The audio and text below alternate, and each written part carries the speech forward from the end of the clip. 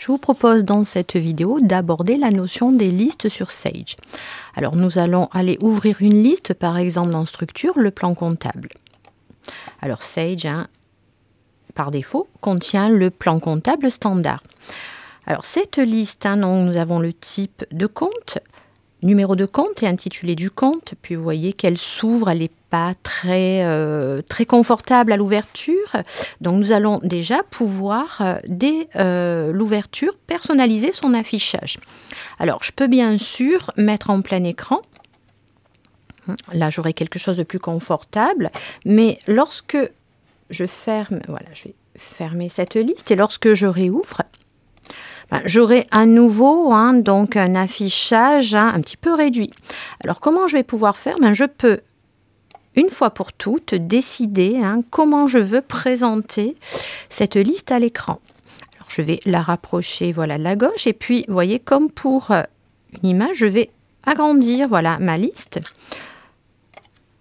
et je vais pouvoir décider de quelle colonne je veux dans cette liste-là. Alors, si j'ai besoin d'un autre renseignement que le numéro et l'intitulé du compte, je vais pouvoir personnaliser en faisant un clic du bouton droit sur la liste et aller à personnaliser la liste. Alors, vous voyez, j'ai donc la nature du compte, l'intitulé du compte, le numéro ici, donc installer type, numéro et intitulé du compte et j'ai de disponible abrégé, nature du compte, compte de reporting, code de taxe et raccourci.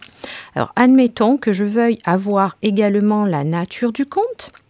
Je vais sélectionner et je vais ajouter. Admettons que je veuille avoir aussi le code de taxe, j'ajoute également.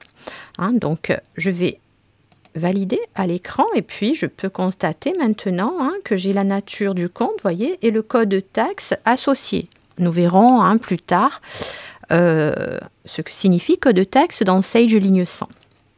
Alors vous constatez qu'il faut que je navigue un petit peu avec la barre de défilement.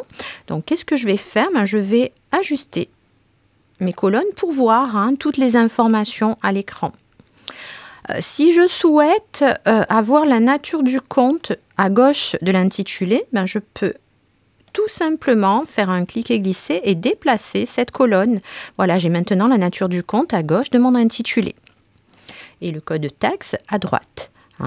Donc, ce qui est pratique, c'est que si je ferme maintenant, après avoir retravaillé donc cet affichage et que je reviens sur plan comptable, vous voyez que j'ai conservé ces paramétrages-là.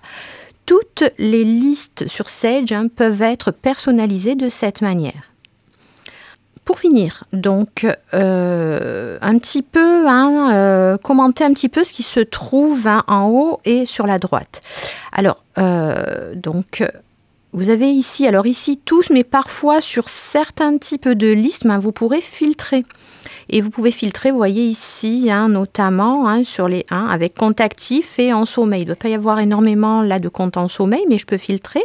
Et puis sur certaines listes, on pourra aller, on va par exemple ouvrir.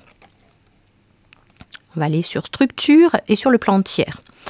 Alors vous voyez là, j'ai la possibilité de filtrer par type de tiers. C'est le même type de liste, je pourrais la personnaliser cette liste de la même manière et je peux filtrer par type de tiers.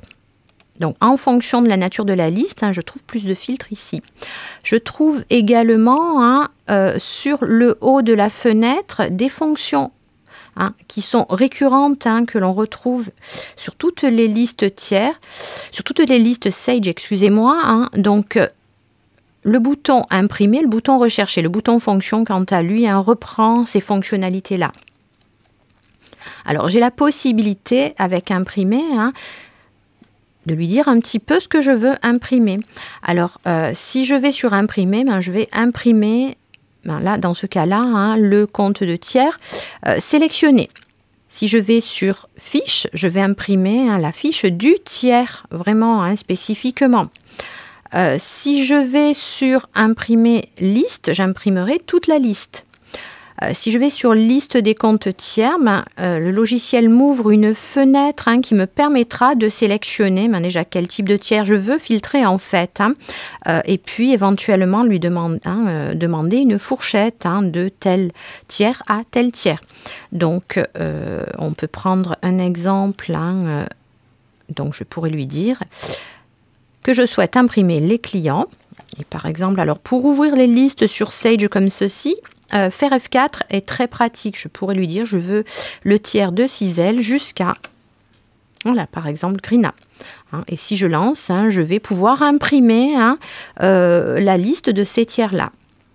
Alors ces fonctionnalités-là, vous les retrouvez à peu près sur toutes les listes. Vous retrouvez aussi une fonctionnalité de recherche, donc que l'on verra dans une autre vidéo. Donc voici donc les principales manipulations que l'on peut faire sur les listes Sage.